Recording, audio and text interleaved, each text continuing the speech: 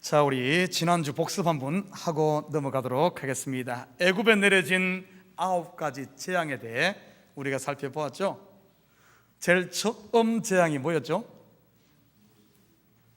나일강이 피로 변하는 재앙. 두 번째가 나일강에서 개구리가 나오고 이가 나오고 모기가 나오며 파리가 생기는, 그리고 악질, 독종, 우박, 메뚜기, 그리고 9번째 재앙이 흑암 재앙. 이거 다 외울 필요는 없으니까요, 너무 신경 쓸 필요는 없어요. 우리가 지난주에 이 9가지 재앙이 갖는 의미가 무엇인가 살펴보았습니다. 첫째는 애굽의 신들에 대한 심판이다 그랬어요. 여러분, 신이 있다는 뜻이 아니라 신으로 섬기고 있는 우상의 흙끝이라는, 이것을 폭로하는, 심판하는 내용이다 그랬습니다. 이것은 조금 더 깊이 들여다보면 내 속에 있는 거짓 우상의 실체를 폭로하는 겁니다. 나의 실체를 드러내는 이야기였어요. 그리고 두 번째는 9가지 재앙, 애굽에 내려진 9가지 재앙은 하나님의 자기 계시다 그랬습니다. 바로가 완악하면 완악해 할수록 하나님의 능력과 영광이 바로와 애굽과 이스라엘과 열국에 선포되어지는 역사다, 이렇게 이야기를 했습니다. 그리고 세 번째는 이 재앙, 영어로 플랄 그러죠. 그런데 헬라어로는 플라소라 그럽니다. 이 플라소는 히브리어 야차르에서 온 단어인데 무엇인가를 제조하고 만들다는 뜻입니다. 토기장이가 흙으로 무엇인가를 흙으로 토기를 만들 때 이 만든다는 단어가 야차르 플라그입니다. 그런다면 이것은 뭔가 하면은 9가지 심판은 파괴하고 심판이 목적이 아니라 무엇인가를 새롭게 하고자 하는데 목적이 있다는 거죠. 옛 성전을 무너뜨리고 새 성전을 만드는 작업, 옛 사람이 죽고 새 사람을 만드는 작업, 이 일은 애굽에 내려졌던 이 9가지 재앙의 이야기는 지금 현재도 하나님은 우리를 만들고 있다는 거예요. 하나님은 지금도 일하시는 하나님인 줄 믿습니다. 여러분, 우리 삶 가운데 때로는 무너지는 것이 있을 때 하나님께서 들려주시는 하늘의 노랫소리를 들으라 그랬죠. 하나님이 부르시는 두꺼비의 노래. 두꺼봐 두꺼봐, 새 집 줄 테니까 제발 네가 가지고 있는 그 흠집 좀 내어놔라. 여러분, 쓸데없는 것 찾고 살지 말아요. 하나님이 새 집 주겠다고 지금 우리에게 그 흠집 내놓으라 그러는데, 그 흠집 부여잡고 썩어 없어질 아무 가치도 없는 배설물만 같은 것 부여잡고 살지 말라는 겁니다. 그래서 우리에게 이런 것들, 때로는 무너짐을 경험하게 하는 거예요. 새 집 주려고. 자, 그러면은 우리 속에 있는 거짓, 우리 속에 있는 우상, 우리 속에 있는 가짜들의 실체를 다 드러내고 다 폭로하는 그림이 성경 창세기 2장과 3장에 나와 있습니다. 우리 월요 공부반과 우리 금요 이 참 성수대학에서 이 부분을 다뤘어요.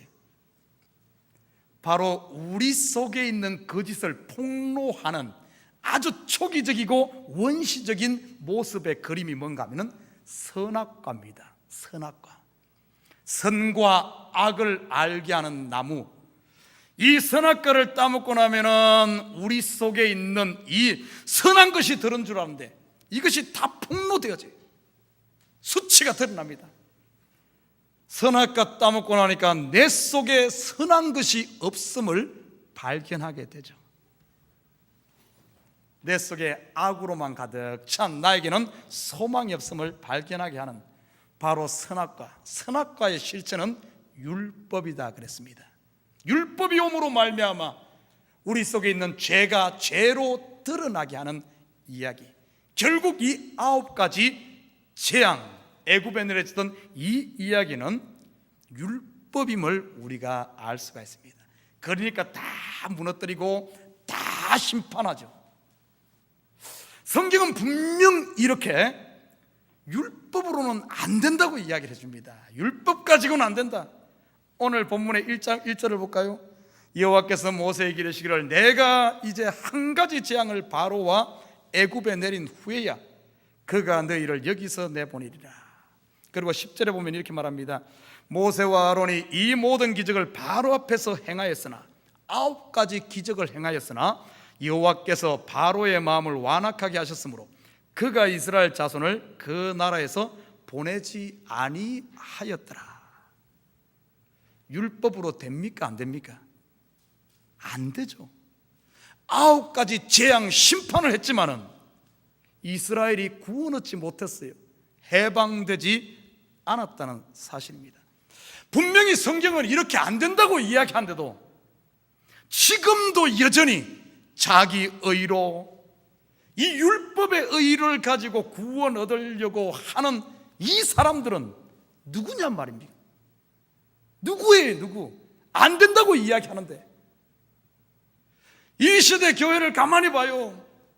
정말 은혜로 사는지 아니면 자기 의로 구원 얻으려고 하는지, 조금만 하면 자기가 특별해서 예수 믿는 것 같고, 자기가 조금 나면 자기가 믿음 좋아서 뭐 된 줄 알고 자기가 다 한 것 같은, 안 된다고 성경은 이야기하는데, 여러분 율법의 의로 되지 않아. 그래서 오늘 본문에 보면은 1절에 보면은 한 가지 재앙, 한 가지, 이 한 가지가 뭡니까? 장자의 심판, 장자의 죽음.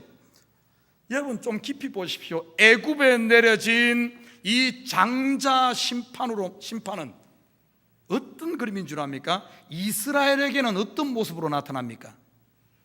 이 장자가 죽을 때 이스라엘은 어린 양을 잡아서 어린 양을 잡는 이 모습으로 등장합니다.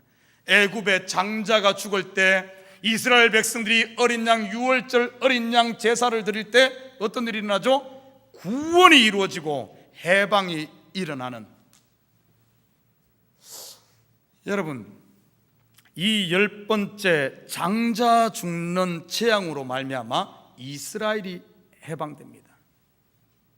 하나님의 장자되는 독생자 되시는 예수 그리스도가 죽음으로 말미암아 저와 여러분이 해방을 얻고 죄에서 자유함 얻고 구원이 이루어지는 겁니다.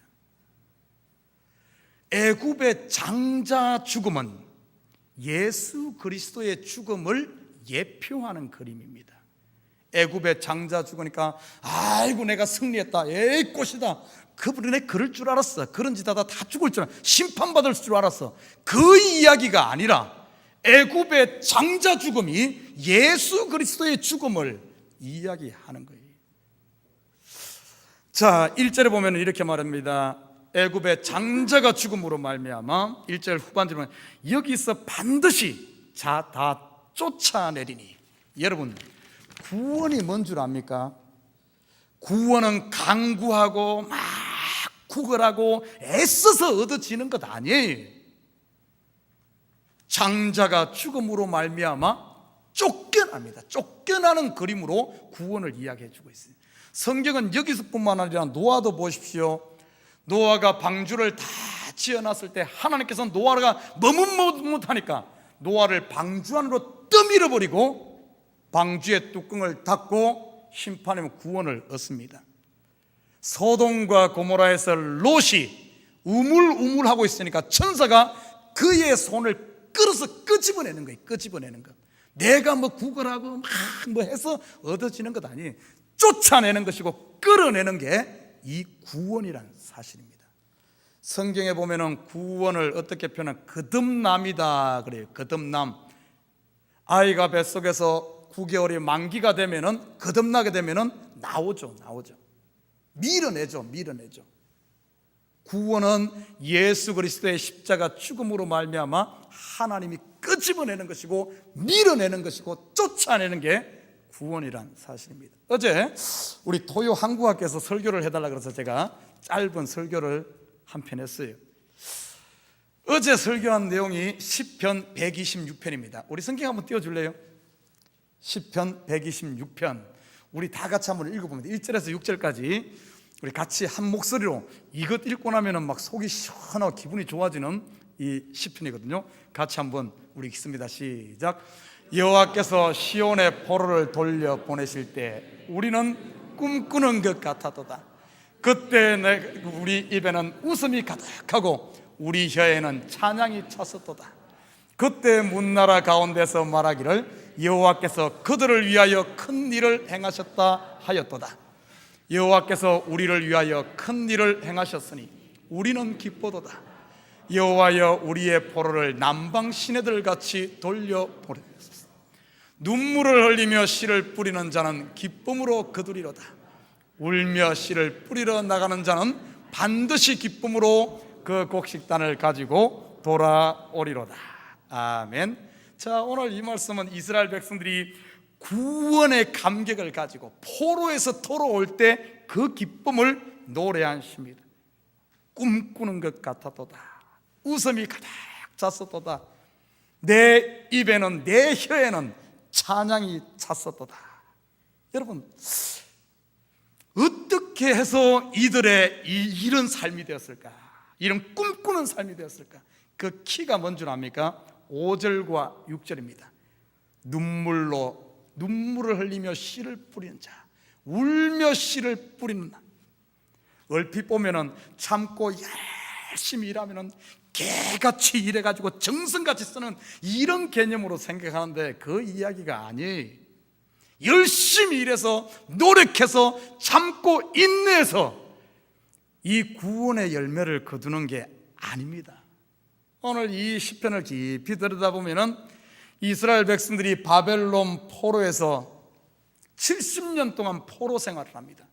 그 포로 생활을 하면서 그들에게 어떤 일이 일어난 줄 압니까? 70년 동안 있으면서 그들의 죄가 다 폭로되어지죠. 우리 조상들의 죄, 우상을 섬긴 죄, 하나님을 버린 이 죄 때문에 우리 이 이스라엘이 포로가 되어서 나라 잃은 백성으로 사는구나. 그러면서 이 70년 동안 속에 숨어있는 죄들이 다 드러나고, 죄가 드러나고 하나님께서는 이것들을 깨끗하게 70년을 통하여 이들을 정결하게 합니다. 그때 어떤 일이 일어난 줄 압니까? 예수 그리스도로 예표되어지는 페르시아의 이 고레스 왕으로 등극하자마자 이스라엘 백성들을 그곳에서 떠밀어서 돌아가게 합니다. 포로 해방을 시키죠. 이 모습, 떠미는 거예요. 떠미는 거. 우리의 죄가 폭로되어지고 다 드러나고 아들 예수가 죽은 것이 우리 마음에 믿어지기만 하면은 구원은 떠밀어지는 거예요. 떠밀어지는 것. 바로가 우리를 쫓아내고 예수님이 손으로 끌어내는 줄 믿습니다. 이게 구원이에요. 신약으로 가볼까요? 신약에 예수님께서 오셨을 때 죄인들, 병자들, 여인들, 무시당하던 사마리아인들, 이들의 모습 겉으로 보면은 저들은 죄인이고 소망이 없다고 병자고 이렇게 생각했는데 알고 보니까 처음 어떤가 하면은 그 죄인들이야말로 정말 자기가 죄인임이 드러나는, 율법으로 말하면 율법을 진짜 지킨 사람들이 그 죄인이야말로 진짜 율법 지킨 사람이요. 소망이 없는 그 병자들, 남들은 하나님께 저주받아 저렇게 병이 걸렸다고 하는 그 병자들이야말로 자기가 병든 것을 아는, 죄가 폭로되어지는 그들이야말로 진짜 율법을 지킨 자들이에요. 이들에게 어떤 일이 있는 거예요? 예수님께서 그들 속에 찾아오잖아요. 사마리아 여인이 예수님께서 온 것이 아니라 예수님이 그곳으로 찾아가서 그 여인의 손을 끌어서 구원하는 겁니다.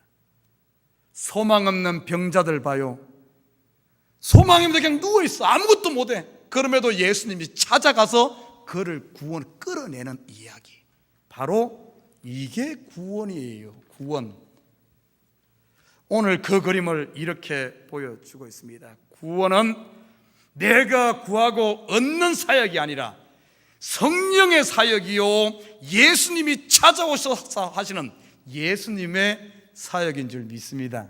누가복음 10장에 뭘 보여줍니까? 이런 양을 찾아 나선 그 주인이 찾아오잖아요. 잃어버린 드라큘라를 그 여인이 찾잖아요.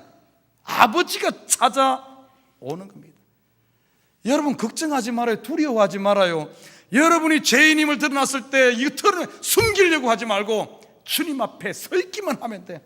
말씀 앞에 서 있기만 하면 내 실상을 보게, 나의 실체를 보게 되고, 나를 발견한 순간 마지막 10번째 재앙, 아들이 보여지고 나에게는 소망이 없다는 것이 깨달아질 때 예수에게 소망이 있고 예수에게 능력이 있고 예수가 우리를 건져내는 줄 믿습니다.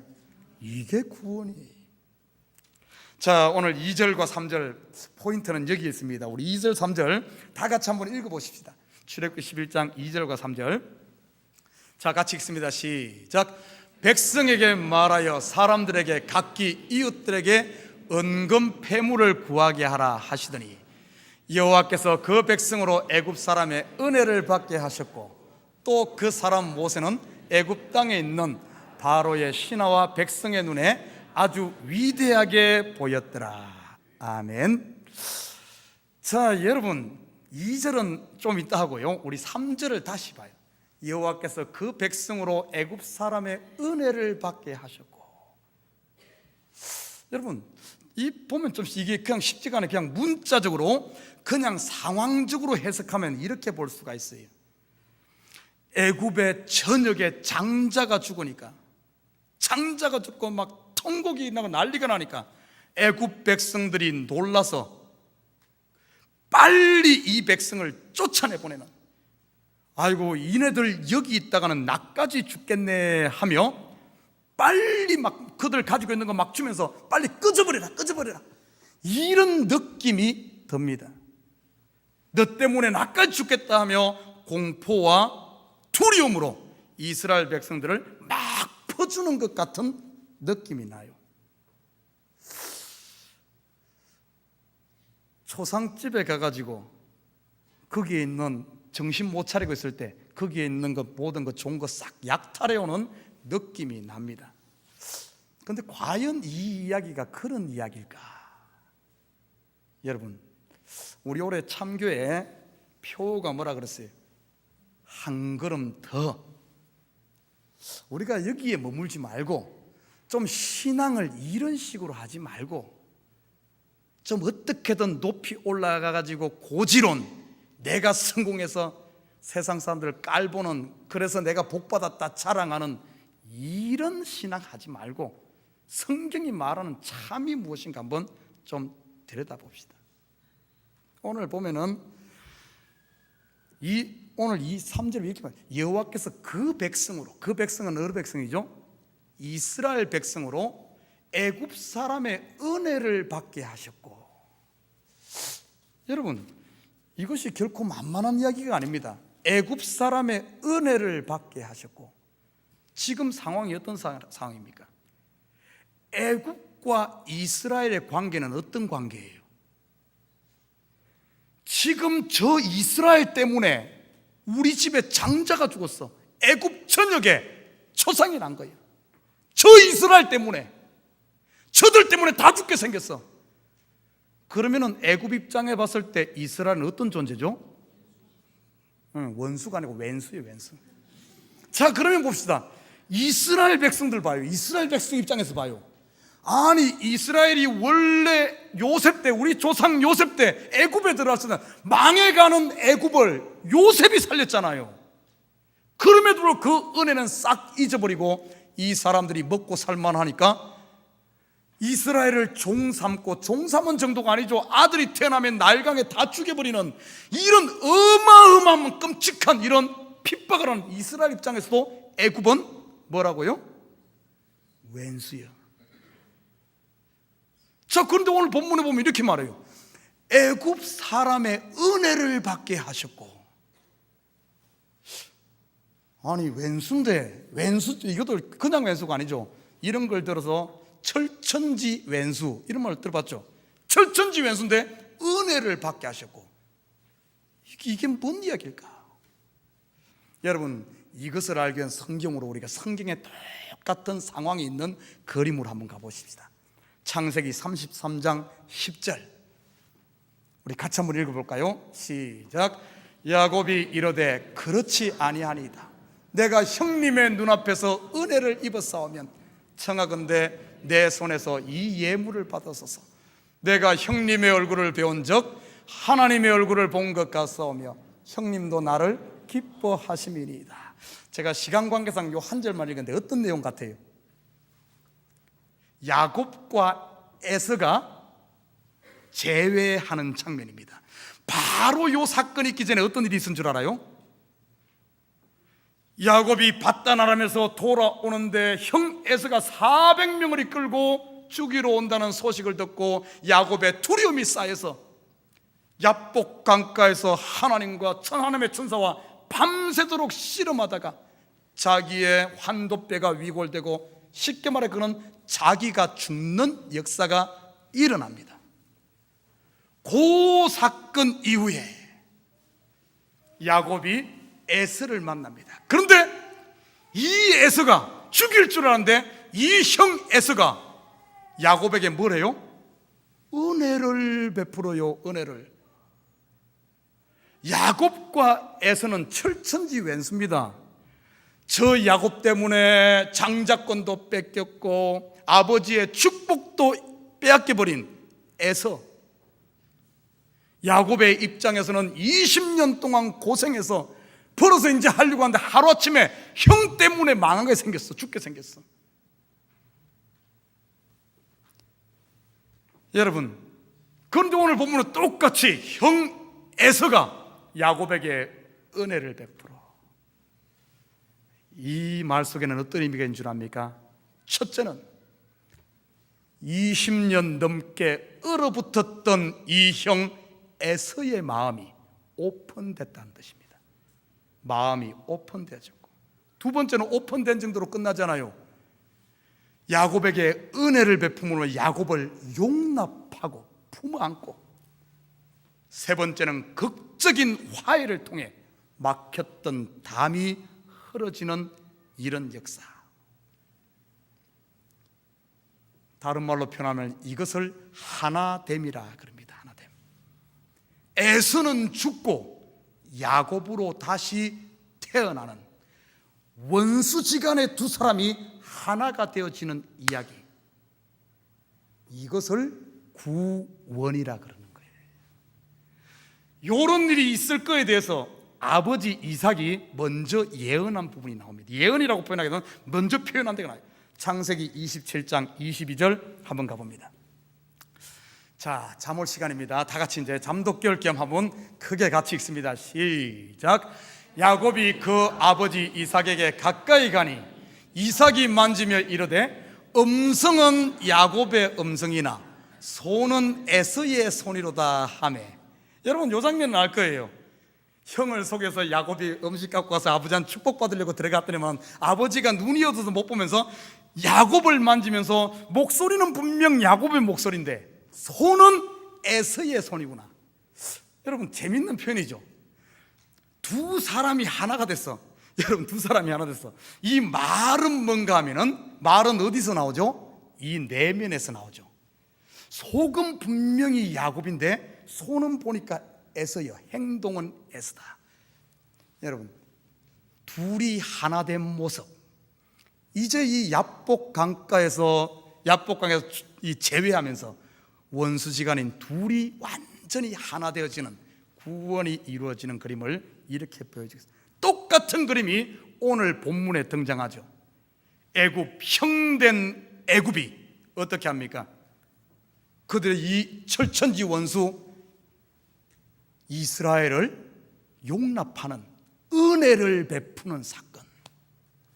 세 가지 이야기를 했죠. 은혜 베푼다는 건 첫 번째, 그렇게 완악하던 9가지 재앙을 통해도 꿈쩍하지 않던 이 바로의 마음이 오픈되었다는 거고, 바로가 오픈됐다는 것은 애굽의 백성들의 마음이 열렸다는 것을 이야기하고, 두 번째는 이 애굽이 이스라엘을 용납한 걸 이야기하고, 세 번째는 극적인 화해, 하나가 되어졌음을 이야기해 주고 있습니다. 여러분, 요 그림이 신약으로 넘어오면서 정확하게 맞아떨어지는 그림이 있죠. 아들 독생자 예수가 죽음으로 말미암아 하나님과 우리 사이에 원수되었던 이 막힌 담이 허물어지고 지성소의 휘장이 찢어지며 원수되었던 우리 하나님이 우리를 용납하고 용서하심으로 말미암아 나는 죽고 예수로 다시 태어나는, 목소리는 예수인데 손은 문 목사야. 둘이 하나 된 모습. 내 내면은 예수로 변화되어졌는데 여전히 아직까지 내 손에는 털이만 해갖고 문 목사 손으로 아직까지 그러고 있어. 둘이 하나 된 모습, 구원의 모형인 줄 믿습니다. 여러분, 우리 자꾸 애국 박살 냈으니까 기분 좋다, 승리했다 이런 개념으로 보지 말아요. 구원은 그 이야기 하는 것 아닙니다. 둘이 하나 되는 거예요. 둘이 하나 되는 그림. 하나님은 버리는 심판을 왜 하는 줄 압니까? 새롭게 하려고. 왜 우리 보고 죽으라 그럽니까? 왜 자기를 부인하라 그런 거예요? 살리려고 하는 거예요. 이원론이 아닙니다. 하나는 버리고 하나는 이게 아니에요. 하나 만드는 거예요. 하나 만드는 거, 아들 만드는 것. 자, 그리고 2절로 볼까요? 오늘 2절. 백성에게 말하여 사람들에게 가서 이웃들에게 은금 패물을 구하게 하라 하시더니. 여러분, 우리 성도들 이 말씀 읽으면 제일 먼저 어떤 단어가 제일 먼저 떠올라요? 제일 먼저 눈에 확 띕니까? 은금 패물. 참 우리가 이 부분 생각해 봐야 돼요. 많은 사람들이 은금패물, 결국에 이스라엘 백성들이 애굽에서 은금패물 많이 구해서 가져갑니다. 아니, 광야에서 그거 어디다 쓸 것이요? 하려면은 좀 물이나 아니면 음식이나 의복이나 아니면 텐트 칠 이런 천이나 이런 걸 구해야지, 뭐 광야에서 이 금덩어리 은덩어리 그거 어디다 쓰려고? 그럼에도 은금패물을 구하라 그럽니다. 그래서 나중에 이거 어디다 써죠? 두 가지로 써죠. 첫째는 하나님의 성막 지을 때 이들이 다 내놔서 하나님의 성막이 전부 금은 보화로 지어지죠. 그죠? 또 한 가지 쓴 데가 있어요. 어디다 썼죠? 금송아지 만드는데 이건 잘못 썼. 자, 이러다 보니까 많은 경우 이렇게 해석합니다. 여러분, 지금 여러분의 복받은 것, 여러분의 물질, 여러분의 힘으로 난 것 아닙니다. 하나님께서 은혜를 주셨습니다. 요번에 교회 성전 짓는데, 요번에 교회 선교 가는데 여러분 은혜로 받았으니까 이제 내놔야 됩니다. 그거 지금 안 내놓으면은 여러분 그 돈 가지고 금송아지 만들고 결국에는 망한댔습니다. 그래서 여러분 헌금 많이 하십시오. 아마 들어본 이야기일 거예요. 한 번쯤은. 여러분 헌금 많이 해요. 그런데 과연 그 이야기일까? 이 이야기가 과연 그 이야기일까? 여러분, 성경을 조금 더 깊이 봐야 돼요. 너무 눈에 보이는 것으로 내 입맛대로 봐서는 안 됩니다. 그러면 이 이야기가 어떤 의미일까? 우리 성경 창세기 15장 13절에서 14절 한번 봅니다. 같이 읽습니다. 시작. 여호와께서 아브라함에게 이르시되 너는 반드시 알라. 내 자손이 이방에서 객이 되어 그들을 섬기겠고 그들은 400년 동안 내 자손을 괴롭히리니 그들이 섬기는 나라를 내가 징벌할지며 그 후에 내 자손이 큰 재물을 이끌고 나오리라. 첫 번째, 오늘 애굽 백성들이 은혜를 베풀고 이스라엘 백성들이 금, 은, 보화를 많이 가지고 나왔다는 것은 첫째는 아브라함과 약속한 언약의 성취입니다. 언약의 성취. 두 번째는 이 은금패물을 가지고 나왔다는 뜻이 뭔 줄 압니까? 이스라엘 규례에 보면 종에 대한 규례가 나옵니다. 내가 가난해서 종으로 팔렸으면 7년 동안 섬깁니다. 그러나 7년이 차면은 반드시 종을 해방시켜서 돌려보내야 돼. 돌려보는데 그냥 빈손으로 돌려보내지 아니하고 뭔가 하면은 넉넉하게, 쉽게 말해서 새로 살아갈 수 있는 자금을 주서 보내게끔 하는.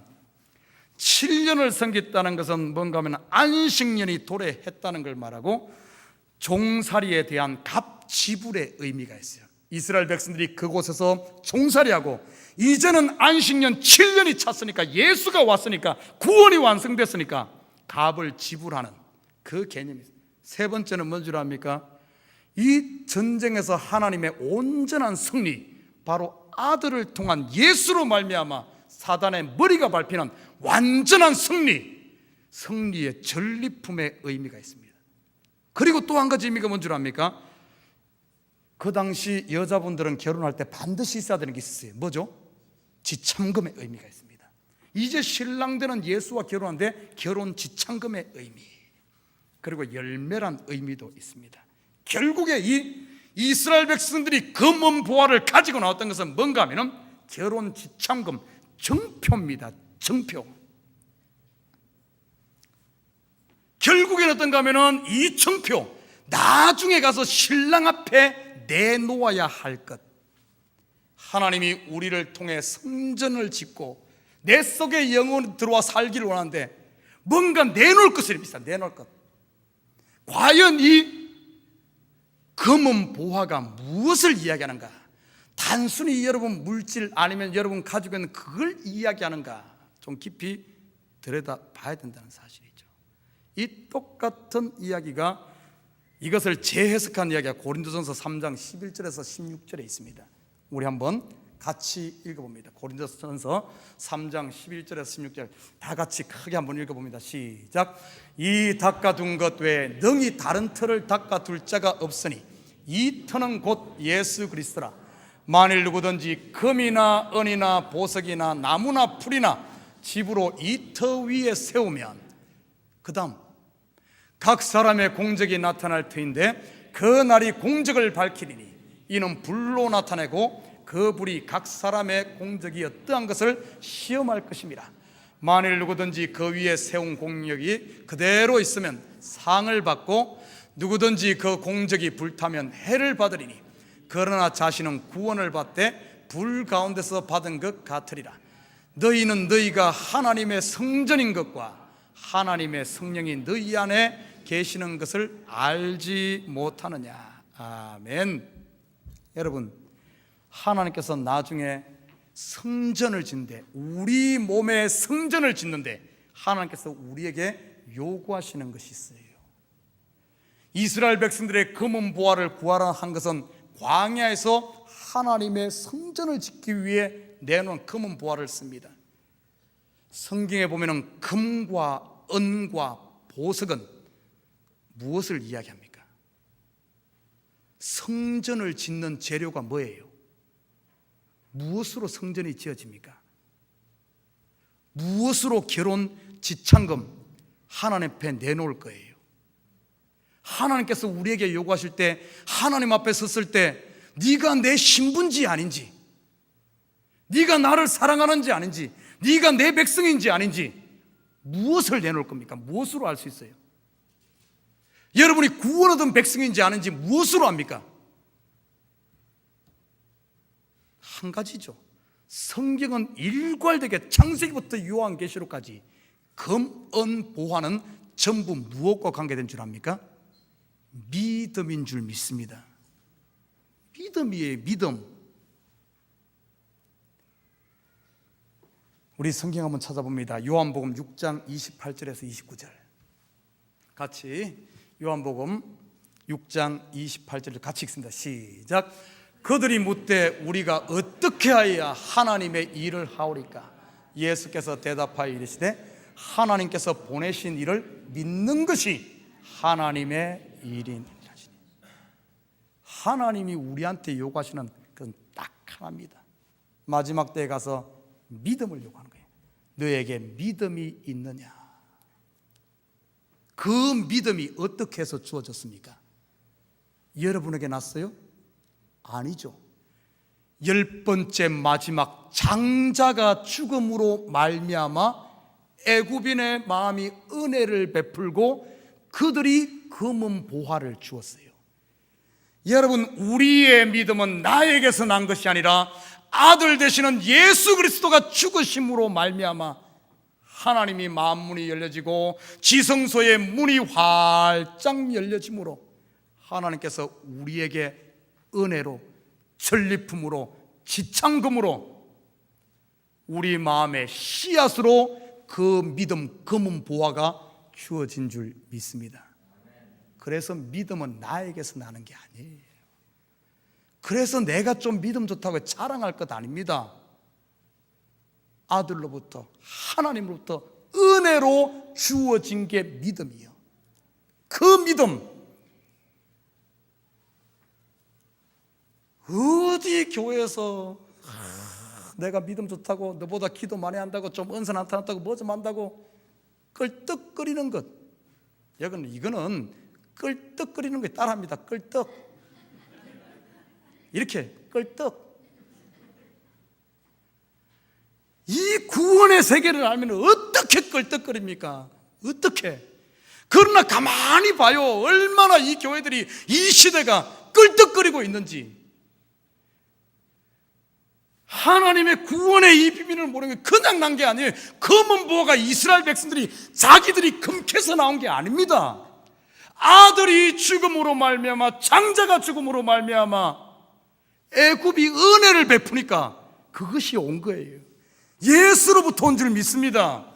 하나님으로부터 온 거예요. 하나님으로부터. 그래서 은혜 주어진 겁니다.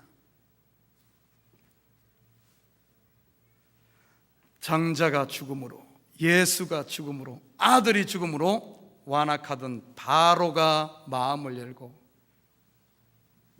바로가 용납하고, 여러분, 만년설과 같은 이 빙하가 녹아지면서 어떻게 된 줄 압니까? 애굽은 죽고 이스라엘로 다시 태어나고, 바로는 죽고 모세로 다시 태어나고, 문목사는 죽고 예수로 태어나고, 여러분은 죽고 예수로 태어난, 그래서 구원되는 줄 믿습니다. 그래서 구원되는 거예요.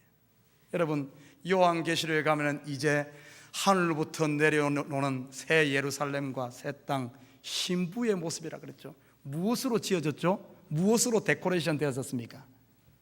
금과 은과, 그냥 금도 아니요, 정금과 그리고 진주와 각종 보석으로 우리가 지어지는 거예요. 지어진 거. 지금 이렇게 왜 그 짓습니까? 요한계시록 우리가 공부했잖아요.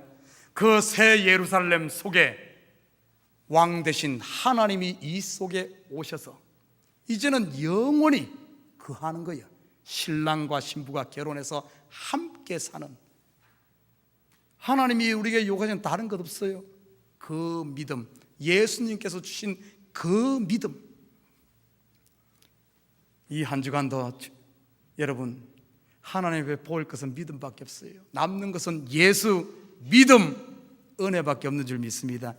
이 믿음, 이 검은 보화를 우리 매 순간순간마다 하나님 앞에 내어놓음으로 말미암아 아름다운 보석으로 장식된 신부, 아름다운 보석으로 장식된 새 예루살렘, 우리 한 명 한 명 되어서서 이 하나님이 우리 가운데 오셔서 우리 속에 거하며, 여러분의 입은 내 속에서, 내 속에 하나님이 계시니까 내 입은 복음을 전하는 예수가 되어지고, 내 손은 아직까지 애쓰지만은, 그래도 부족하지만은 주님 나를 사용하여 주시옵소서. 이제는 나로 사는 것이 아니라 예수가 내 속에 들어와서 예수로 사는 이 한 주간 되기를 주님의 이름으로 부탁드립니다. 기도합시다.